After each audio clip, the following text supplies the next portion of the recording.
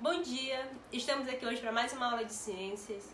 É um prazer vê-los novamente. Para começarmos, peço que vocês peguem o livro de ciências de vocês, abram lá na página 224, 254, 255, tá?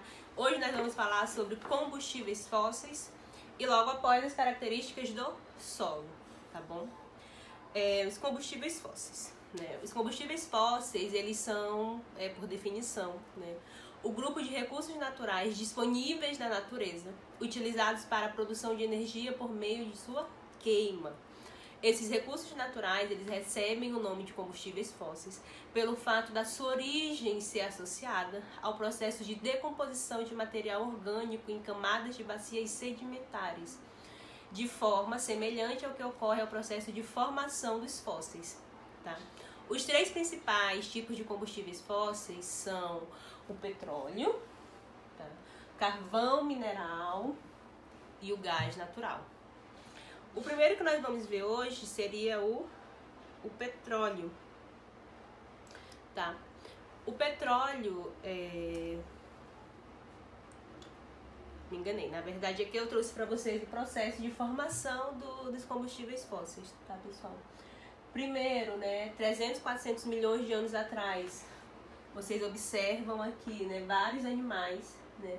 Esses animais morrem, eles ficam aqui, né, na areia, eles vêm aí para a areia. Com o passar do tempo, tá? Que aqui, como já está dentro da água, com o passar do tempo, tem-se aí um processo de sedimentação, né? Lembra quando a gente falou das rochas sedimentares? Aquele mesmo processo para a formação das rochas acontece aqui, tá? Camadas de sedimento. Temos o resto de plantas, areia e sedimentos, certo? E tem mais animais aqui, ó, e eles vão cada vez se... como é que eu posso fazer para vocês? Se decompondo, né? Colocando aí em camadas, viu? E com o passar do tempo, a formação, né, de petróleo ou de carvão mineral ou do gás natural, como nós já falamos. É assim que é feito o seu processo de formação dos combustíveis fósseis, tá? O primeiro combustível que a gente vai ver hoje é o petróleo, certo? O petróleo, ele é de origem fóssil, desculpem. E como eles são de origens fósseis, né, eles não são renováveis. Ou melhor dizendo, eles têm uma reposição na natureza muito lenta, né, que não compõe com a forma que ele é usado. Ele é usado em grande quantidade, mas ele só se recompõe aí em pequenas quantidades. Com isso, a política do petróleo, ela fica acirrada no mundo, né, visto que desde a Revolução Industrial, esse recurso ele é de extrema necessidade para o funcionamento da economia mundial, né? Como ele é de grande utilidade para a economia mundial, ele precisa, né, de uma maior produção, certo? De uma maior produção. O petróleo, ele é um líquido escuro, composto por uma mistura complexa de hidrocarbonetos, tá? Além de pequenas quantidades de compostos orgânicos, enxofre, nitrogênio ou oxigênio. Ele é o combustível fóssil mais utilizado atualmente, porque o seu refinamento se dá por meio da destilação fracionada, certo? Vem-se aí, a partir dessa destilação, o surgimento de várias outras substâncias, certo? Os derivados do petróleo, eles podem ser utilizados de várias formas, como por exemplo, a gasolina, o gás natural, o óleo diesel, são os mais usados, né, como combustíveis. A querosene, que pode ser usada na iluminação, tá? O gás de cozinha, parafina, que é usada na fabricação de velas e cosméticos, o asfalto, que é utilizado na pavimentação, além de vários outros derivados. A exploração do petróleo, ela passa por 3 etapas, tá? Que são a prospecção, perfuração e extração. Tá? Trouxe aqui para vocês um exemplo de perfuração da extração do petróleo, né? Como o petróleo ele é encontrado em bolsões profundos, seja em terra firme ou abaixo do fundo do mar, para realizar a sua extração é necessário de 3 passos. Né? A prospecção, o que é a prospecção? É a localização de bacias sedimentares, tá? Por meio da análise detalhada do solo e do subsolo. O geólogo, né, que determina a probabilidade de haver rochas de reservatório de petróleo, e por isso, né, por meio da imagens de satélites, ele faz esse estudo. A segunda é a perfuração, né, que uma vez descobertas jazidas de petróleo, realiza uma marcação com a coordenada de GPS, de boias, né, se for no mar. E na terra realiza a perfuração do solo, tá? Porque aí precisa primeiro de um poço, né? Se realmente existiu petróleo, outros poços serão perfurados e assim ver se a extração ela é viável economicamente. E tem a extração, né? Na terra o petróleo é encontrado acima da água salgada e embaixo de uma camada gasosa de alta pressão. Assim, quando o poço é perfurado, o petróleo ele pode jorrar, tá? E isso se dá devido à pressão do gás que se tem ali presente, viu, pessoal? Quando essa pressão ela diminui, é necessário o uso de equipamentos que vão bombardear o petróleo para que ele suba até a superfície. Trouxe aqui para vocês uma estação de extração de petróleo.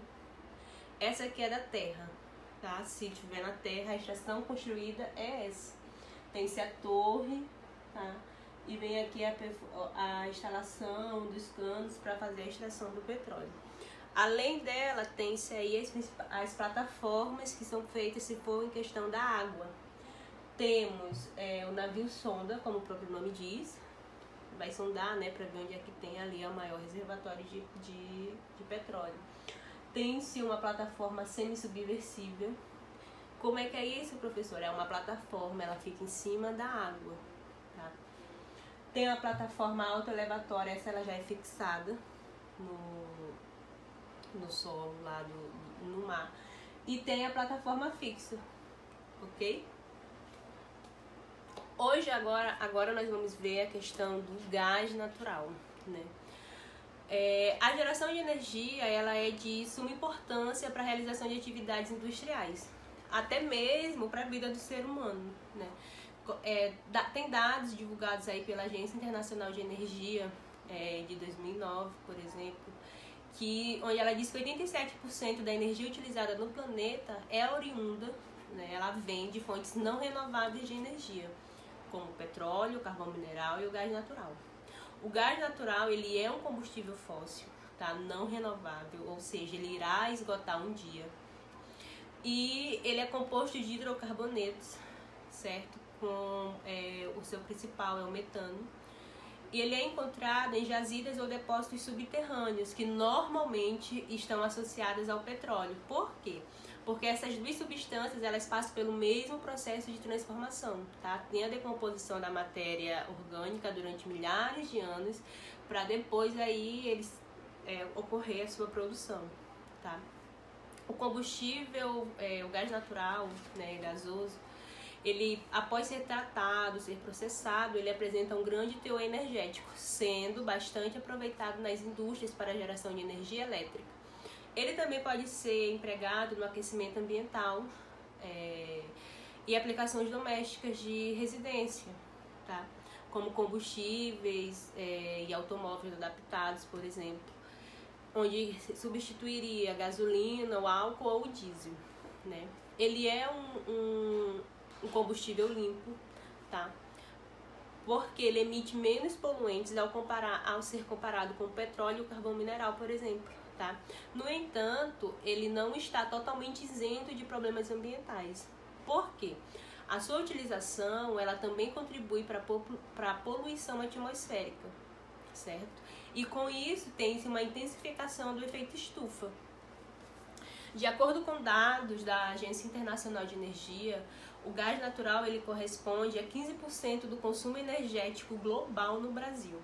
Esse consumo ele apresenta 7,1%, tá, de toda a energia utilizada aqui. Essa mesma agência, ela estimula que as reservas de gás natural elas irão se esgotar, né, em aproximadamente 100 anos. Isso se o consumo do gás natural não aumentar, tá? Entendidos? O nosso próximo combustível é o carvão mineral, tá? O carvão mineral, ele não é renovável, certo? Mas ele é uma rocha sedimentar que foi originada aí há milhares de anos e ela é encontrada no subsolo em depósitos de matéria orgânica. O combustível fóssil com maior disponibilidade do mundo é o carvão mineral, viu, pessoal? E é uma das principais fontes de energias usadas. Passou a ser utilizado em grande escala no período da Revolução Industrial, que foi onde surgiu as máquinas a vapor, tá? E ele teve aí um grande uso. O carvão ele existe há milhares de anos e ele é formado pelo meio de decomposição da matéria orgânica sem a presença de oxigênio, tá? Ele é originado aí de restos vegetais, tá? Que é soterrado e compactado. Ele sofre uma ação das bactérias, tá? Bem como condições de calor também e de pressão, tá? No depósito, formando então ao longo do tempo o carvão mineral. Seu período de formação corresponde ao período lá da era paleozoica, ok? O carvão mineral, segundo o Departamento Nacional de Produção Mineral, ele é encontrado em regiões de baixa temperatura e está localizado em todos os componentes, tá? Temos diversos... a formação do carvão mineral, ela resulta em alguns tipos de carvão, dada pela presença ou não de carbono, pela quantidade de carbono que tem ali naquele material, né? Da menor para a maior concentração da substância, temos 4 tipos principais, tá, de carvão mineral. O primeiro, a tufa, certo? O segundo, temos a hulha, tá? Que também é chamado de carvão betuminoso, desculpe. Temos o lignito e o antratique, tá? Que é o tipo de carvão mais puro que nós temos. É o antratique. Ele tem aí a maior concentração de carbono. Dúvidas sobre os combustíveis fósseis? Espero que não. Nós temos aí uma atividade na página 260 para vocês responderem. Dando continuidade à nossa aula, nós vamos ver hoje agora um pouco sobre as características do solo, tá? Que é uma aula que a gente tem aí dando continuidade da aula passada, ok? O solo, né, pessoal, ela é a camada mais superficial da Terra. De maneira geral, ele é conhecido como sendo a terra, que é aquilo que a gente pisa, o que a gente está pisando, que vocês encontram aí nos quintais de vocês, tá? O solo, ele vem sendo transformado pelos homens e pelos demais seres vivos aí há muito tempo, e ele é tido como uma fonte de vida. Os solos, eles são dessa forma um elemento natural que compõe a paisagem terrestre. Os solos originam-se do processo de decomposição ou desagregação das rochas, tá? Graças ao processo de intemperismo. Trouxe aqui para vocês a imagem que tem no livro de vocês, tá? Onde descreve o processo do intemperismo.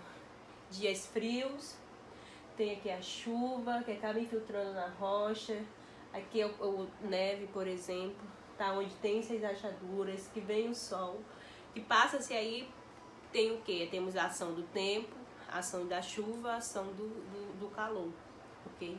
E isso faz com que a rocha ela acabe se desintegrando, tá? Que é o processo de intemperismo da rocha. Além disso, né, as características das composições do solo, ela está diretamente ligada ao tipo de rocha que deu origem a ele, tá? Essas também são causadas aí por marcas do tempo, por exemplo. O intemperismo, ele é um processo natural de decomposição, né, das rochas, certo? E seus principais constituintes são as ações aí de efeitos químicos, físicos e biológicos, que resultam na exposição desta rocha a agentes externos, ok? Temos aqui, trouxe para vocês alguns tipos de solo. Trouxe para vocês o solo arenoso, né? que ele é o que? Ele possui uma grande quantidade de areia. Esse tipo de solo ele é muito permeável. O que é isso, pessoal? A água ela consegue passar, tá? Pois a água ela infiltra facilmente pelos espaços formados entre os grãos de areia, né? Naturalmente ele é pobre em nutrientes. Que nutrientes, professora? Os sais minerais que são ali essenciais para o crescimento das plantas, por exemplo, ok? Além do solo arenoso, eu trouxe para vocês o solo argiloso. O solo argiloso ele é formado por grãos pequenos e compactos, sendo impermeável, né, e apresenta grande quantidade de nutrientes, característica essencial para a prática da atividade agrícola. Ele é impermeável por quê? Porque todo mundo aqui já pegou argila, né? Quando a gente joga água em cima da argila, a água ela não passa, tá? Se você mexer ali, ela vai no mínimo deixar a argila ali mais mole, tá? Mas ela não vai passar pela argila. E temos o solo humoso, né? Chamado em alguns lugares também de terra preta. Esse tipo de solo ele é bastante fértil, ele contém uma grande concentração de material orgânico em decomposição. Ele é muito utilizado, né, muito adequado para atividades agrícolas. Por quê? Porque se ele tem todos os nutrientes, significa que a minha plantação ela vai ter ali tudo que necessita para a formação do fruto, né, por exemplo, ok? E além do solo humoso, nós temos o solo calcário, né? Com pouco nutriente, grande quantidade de partículas rochosas em sua composição. O solo calcário ele é inadequado para o cultivo de plantas. Ele é típico de regiões desertas, ok? Trouxe para vocês um esquema que vocês também vão encontrar no livro de vocês, tá? Que é a formação do solo, ok? Como é que é feito, tá? Como é que é o processo de formação do solo? Primeiro, né, o solo ele se origina de uma rocha matriz, tá? Uma rocha mãe, que como a gente viu, né, que ela é submetida ali ao processo de intemperismo, onde ela vai se desintegrar, certo? Depois do processo de desintegração dessa rocha mãe, que vai dar origem ao solo, né, temos aqui essa outra parte, onde vem o quê? Né? Onde tem-se, né, um horizonte aí formado por partes pouco desagregadas da rocha-mãe, com presença de materiais que ainda estão se transformando em solo, tá? Ainda temos aqui pedaços de rocha que ainda não se desintegraram completamente, certo? E temos aqui em B, né? Um processo, ele é formado por partes bastante desagregadas da rocha-mãe, estando abaixo do Oriente A. Aqui a gente já não vê pedaços de rocha, tá, pessoal? Vocês não veem pedaços de rocha. Se tem aí, né, somente o solo. E temos aqui o primeiro, né, onde o que, né, tem a parte mais escura por conter mais humus, né? Como ele contém mais humus, significa que ele é mais rico, né, mais rico em nutrientes, é mais propício aí para o desenvolvimento de plantas. E temos aqui a camada a primeira, né, que é uma camada de restos de plantas e animais na superfície do solo, certo? Vamos ver agora algumas características algumas características do solo, ok? A primeira característica que traz-se aí no livro de vocês é a cor, tá? Como assim a cor, professora? Sabemos que o solo ele muda a cor dependendo dependendo da rocha mãe que ele foi criado, né? A cor ela é de fácil identificação e pode indicar alguns componentes da sua formação. Trouxe aqui para vocês um exemplo de um solo calcário, né? Que vocês veem que ele tem a forma embranquiçada. É região desértica. As plantas presentes, ó, observem, tá? São aí bem mais secas, que resistem aí com maior facilidade à falta de água, certo? Notem a diferença. Textura, tá? É uma outra qualidade, uma outra característica do solo, tá? Ela está relacionada ao tamanho das partículas que compõem o solo, né? Quanto menor as partículas, mais elas se agregam, formando uma massa quando umedecidas. Acompanhem no livro de vocês que também tem, tá? Aqui tem as partículas de argila, né, que são mais finas e compactas. O que que isso significa? Se eu colocar água nessas partículas aqui de argila, vai virar só uma pasta, diferente da areia. Se eu adicionar água aqui na areia, ela vai ficar úmida, tá? Só que ela não vira uma pasta. Claro que isso depende da quantidade de água que eu colocar, pessoal. Não vão exagerar, botar um pingo de areia dentro de uma bacia enorme de água. Estamos falando aí de medidas adequadas, ok? Aqui vem a porosidade, tá? Que é outra característica do solo, que está relacionada com o espaço entre as partículas do solo. Esse espaço se dá o nome de porosidade. Aqui tem, né, os poros de um solo argiloso e aqui tem os poros de um solo, né, de areia, por exemplo, tá? No solo argiloso, observem que os poros são bem pequenos, tá? Se eles são bem pequenos, isso limita a passagem de água. Se ele não passa água, significa ali que ele se torna impermeável, né? Ele fica bem juntinho, vira ali só uma pasta. E aqui não, como tem esses poros maiores, a água consegue passar, ok? Permeabilidade, que é justamente o que a gente está falando, tá? A permeabilidade, ela está diretamente ligada à porosidade do solo. Por quê? Né? Porque dependendo do tamanho dos poros, ele vai deixar ou não a água passar, tá? Quanto mais permeável o solo, mais rapidamente a água vai passar pelos seus poros, tá?